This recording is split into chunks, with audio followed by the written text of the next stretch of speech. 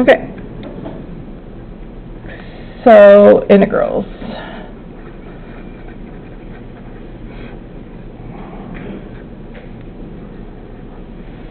I just have a little of everything in these.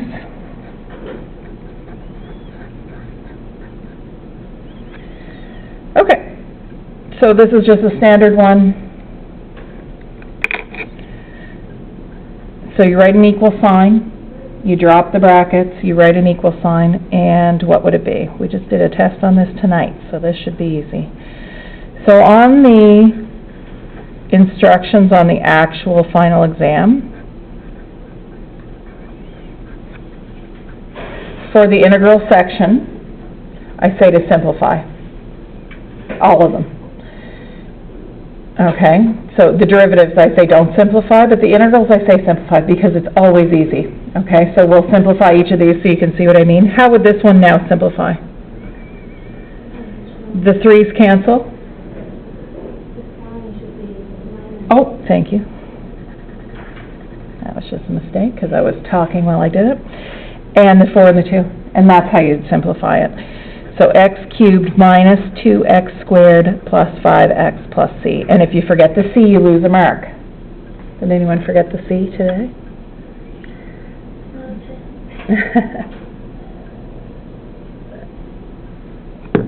Okay, number 2. So what would we do for this one?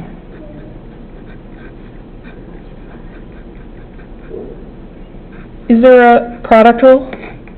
No. So you have to multiply it all out and get a polynomial. So you would actually FOIL this out before we start. So this would be 2x times 3x is 6x squared, 2x times x cubed, 2x to the 4, 7 and 3, 21x, and minus 7 and x cubed. So you could, at this point, if any of these terms had the same powers of the x, you could join them together now before you do the integral, and then it would already be simplified. Otherwise, you just take the integral. They're all different powers. So we would just do the integral. Make sure you put an equal sign in front.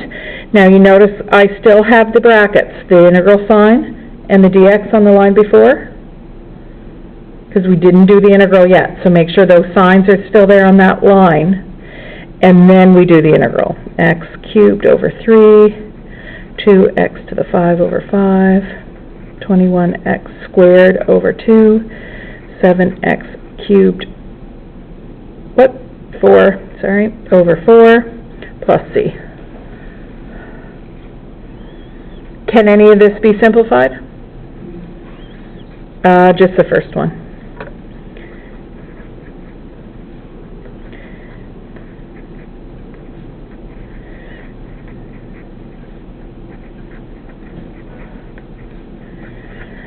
I just wrote them as fractions in front of the polynomial. That's not a necessary thing to do, but where I was rewriting it anyway, I just did that. Instead of over 5, I put it as the 2 over 5 in front. When you're plugging numbers into these to find the c, that's a little easier usually, but that would be simplified now. So I do on the test ask you to simplify, but really that's, they don't get very hard. 3. So what do we do for this one?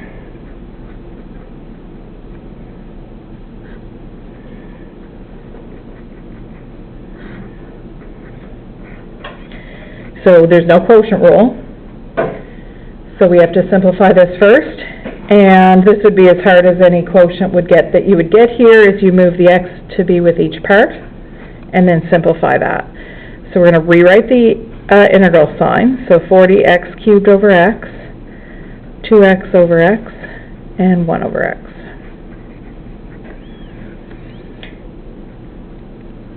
So that was breaking it up. Now cancel out your x's and bring your x's to the top. This would be 40x squared. X and x cancel, so just minus 2. And 1 over x, we could bring it up as a negative 1, but I don't need to. Why not? What's the integral of 1 over x? Ln. Right. Okay, so our answer 40x cubed over 3, integral of 2x, 1 over x is ln plus c. And there's nothing to simplify. Simplifying happened first.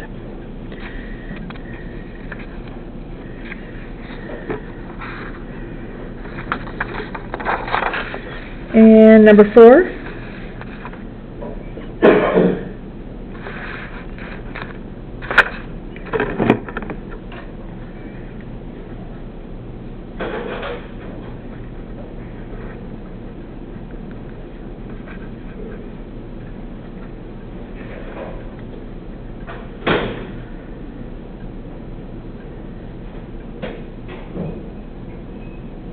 So integral v, the 3 is the constant in front, so you would rewrite that. You also rewrite any e, whether it's derivative or integral, you always rewrite it. But with an integral, what do? Divide by the derivative of the exponent, which is 4, plus c. And if that were finding the derivative, we would multiply by the 4 instead of dividing by the 4. And that's it. Does that simplify? No. 3 over 4, that would be it. 5.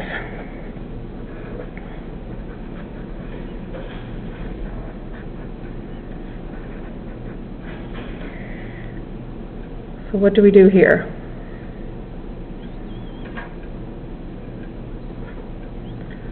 We have to rewrite it before we do it because of this second term. The first term would be okay. Why? That's 2 over x, so that's a ln, because it's just a single x. This one's not okay, though. So this is, one of the x's cancel, so it would be x cubed. On the bottom, we still can't take the integral like that. We have to bring that up as a minus. This one, if you recognize that it's going to be a ln, right, you don't need to bring it up. If you did by accident, what happens that you would remind you that that was supposed to be a ln when you go to do the integral? Like if you brought that up to the top and then you do the integral of that, you'll get x to the, adding 1 to the exponent, 0, divided by 0, and you say, oh, that doesn't make sense, that was supposed to be a ln, right? 0, you can't divide by 0, so that's your oops, I was supposed to make that a ln, okay? So here, I'm missing my dx. All right, 2 over x is 2, is a constant, and then integral of 1 over x is ln x. Here, minus 3 is the constant. Integral of x to the minus 3, add 1 to the exponent, so minus 3 plus 1 is minus 2, divide by minus 2. Now how would we fix this up? Minus and a minus, plus, and the constant in front is 3 over 2. Now what about that x? It would go to the bottom because it's a negative exponent, so that would be x squared on the bottom, plus c. So that's how you would simplify that.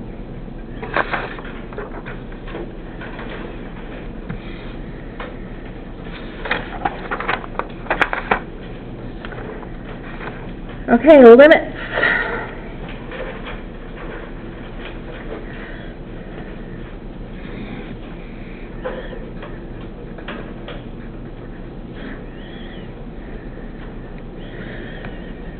Okay, so we'll sort of remember all the rules as we go through these. There was all different types, but the first step you do is you look at what it would be if you just plug the x in, because sometimes that's the answer. So we'll write the first one down. This is an infinity one. So what do we know about the limits as x approaches infinity?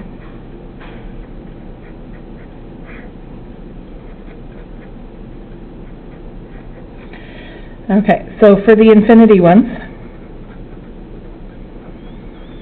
infinity over infinity, that is this type. what is it that we do? We keep the highest power on top and bottom. So that's this type. So what would we do? We ignore everything else. We rewrite it with just the highest power. So the highest power would be these two. Then, once you keep the highest power, then you simplify it or cancel anything out.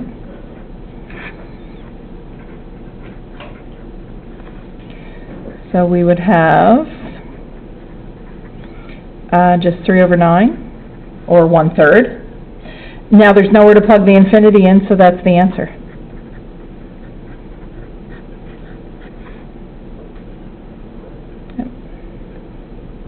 So it would approach 1/3 as x got bigger and bigger.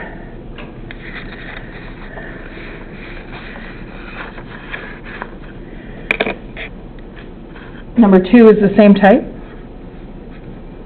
Limit as x approaches infinity, 3x minus 9 over x cubed plus 2x. Same type. You keep the highest power of x on the top and bottom and simplify them. So this and this. So 3x over x cubed. One of the x's cancels. Now, what do we get here? So in this one, all the x's canceled, so it was just a number left, and that's the answer. Here, there's still x's left. And when you have a number on top and an infinity on the bottom, that is equal to 0. So that's all you would write.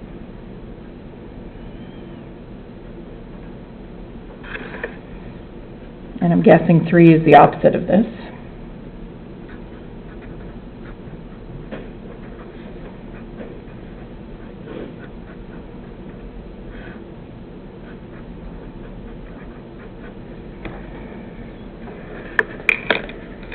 And be careful, the highest power doesn't always have to be first. And whatever sign is with it, you would keep that as well. So here the highest power, minus 4x to the 5 on top and x squared on the bottom. Cancel out the x's. 2 of them cancel, so we're just left with minus 4x cubed. And that is infinity over a number is infinity. You have to watch for the sign to decide what the sign is. So is it going to be positive or negative?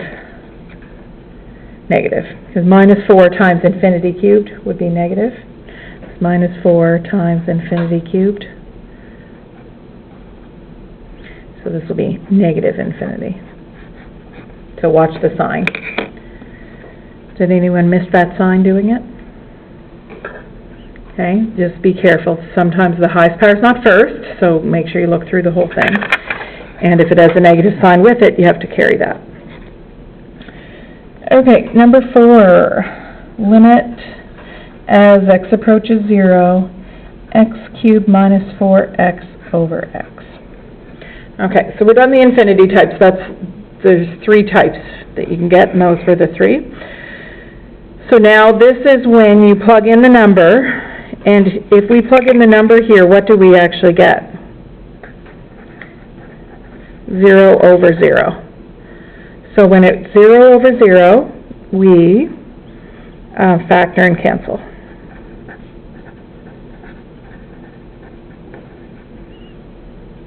So how do we factor this? Obviously it's the top that has to be factored, not the bottom. So this would be a common factor. So they both have an x.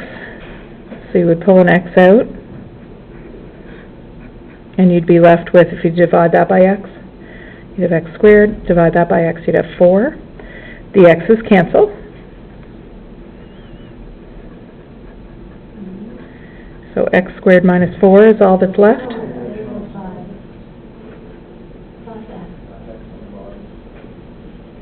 Oh, I just wrote the question wrong. There. 5, so still a 5 on the bottom. There we go. Okay? And then plug the 0 in. So we would get 0 squared minus 4 over 5, which is negative 4 over 5.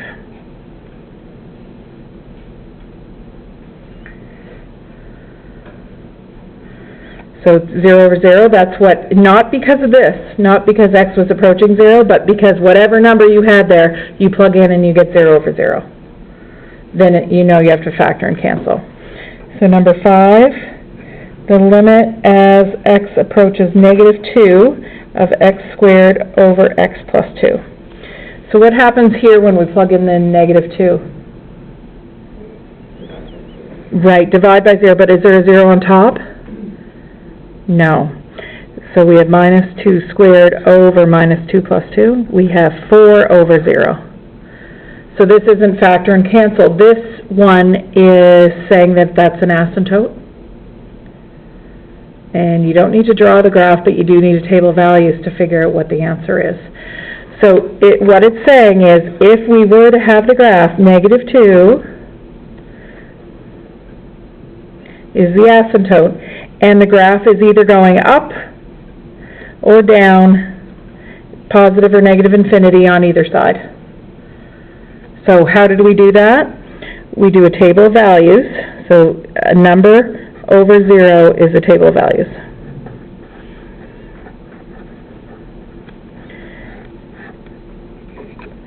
Point 1 smaller than your x value and 0.1 larger. So our x value was negative 2. So we want 0.1 larger and smaller than negative 2. That's what we would do. You can't plug negative 2 in, that gives you the 0 on the bottom, but you can plug in something close. So if we do that, we're plugging it into x squared over x plus 2. So if we plug in negative 2.1,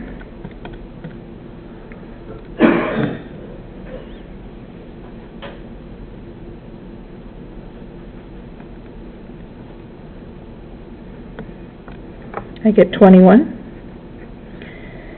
And if I plug in the 1.9, I think I did that other one right.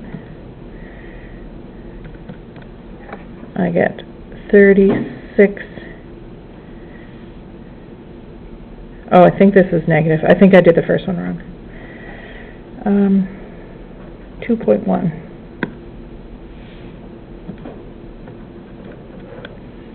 Yeah. 44.1. Did anyone get that? Not sure what I plugged in. It didn't make sense. So square the 2.1. Excuse me. And then divide by with that plugged in on the bottom. So what is this saying? This is negative on, where's 2.1? It's over here, negative 2.1. And that's a negative number. That means it's going down. So on the left, as x approaches negative 2 on the left, the function's going to negative infinity. What about on the right? Is it also going down? No, I got a positive on this side, so on this side it's going up. So on one side it's going down, on one side it's going up, so that means this does not exist. They're not going to the same value.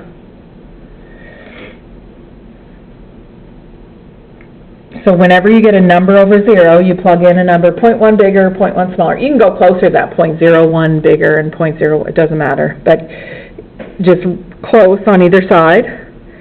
And you're just seeing, is it going up or down? Now what if they're both going up? What would we answer? Positive infinity. And if they were both going down, we would say it was negative infinity. But where one's going up and one's down, then it doesn't exist.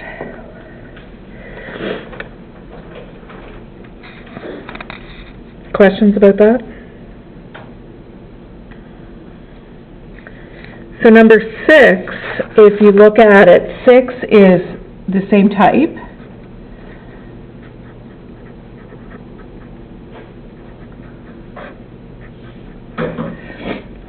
This is the same type, but it actually has a plus sign after the 3, so it only wants the right. It doesn't care about both sides.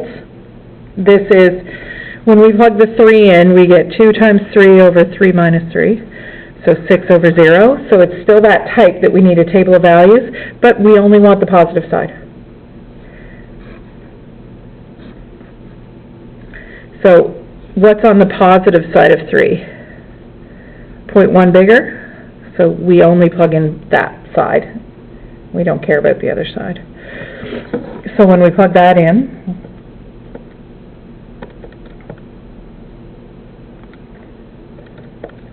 I get 62, so that means it's going positive or up, because this is an asymptote anytime you get a number over 0. So at 3, there's an asymptote, and we only care about what's happening on this side, and on this side it's at 62, which means it's high, it's going positive. So this is equal to positive infinity.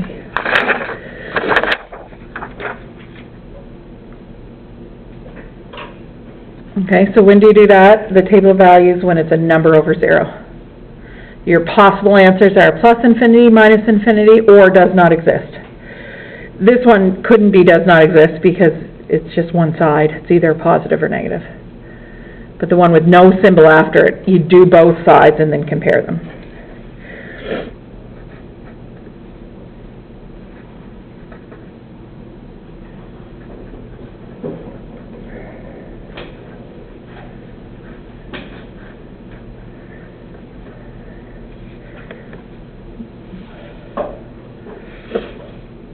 Now there could be any function at all plugged into a limit, and this is just evaluating. If you put the 4 in, what do we get? 3 to the 4 over square root of 4 plus 5.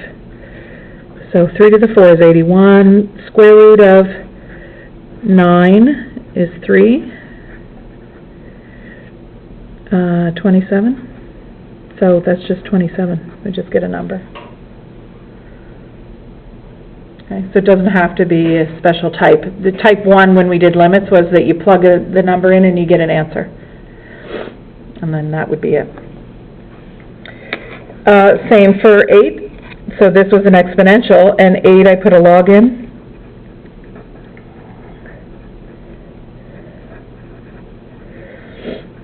And this is the log base 10 because it doesn't say.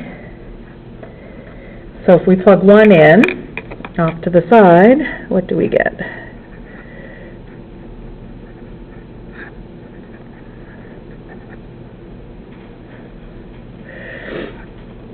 So log of 10, which would be equal to what?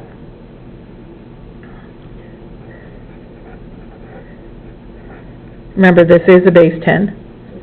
1, right, because that exponent would be understood to be a 1.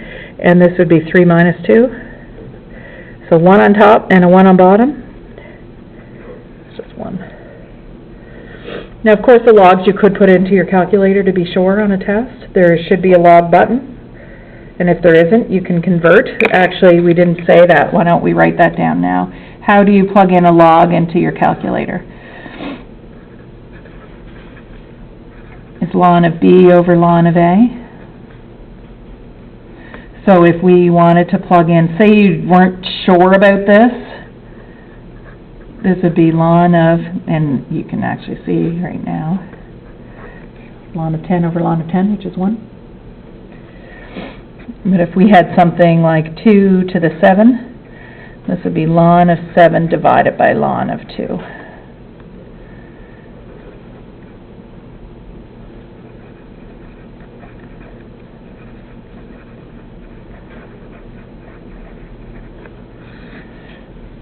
So, and I just remember that's the top and bottom. And that could be log as well on your calculator. Either button will give you the same answer.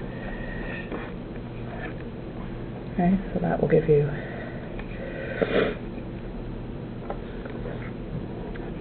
9.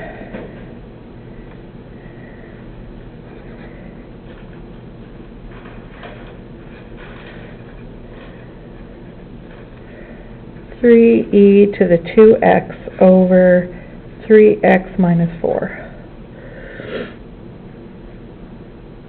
For these types, we never have to do anything special. If there's an e in it, it'll just work out. So this is what?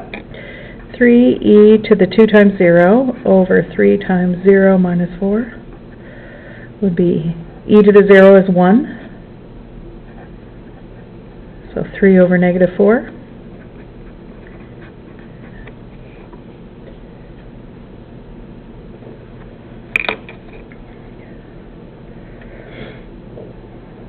And the last one, number 10.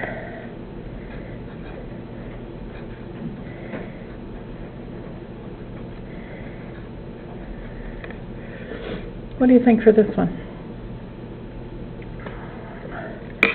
When we plug that in, we get e to the negative infinity.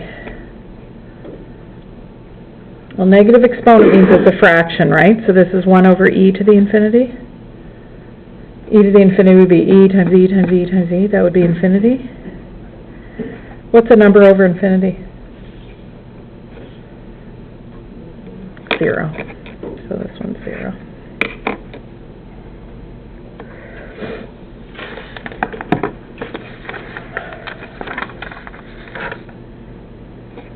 Okay, so that's it for the limits. I'm going to stop that.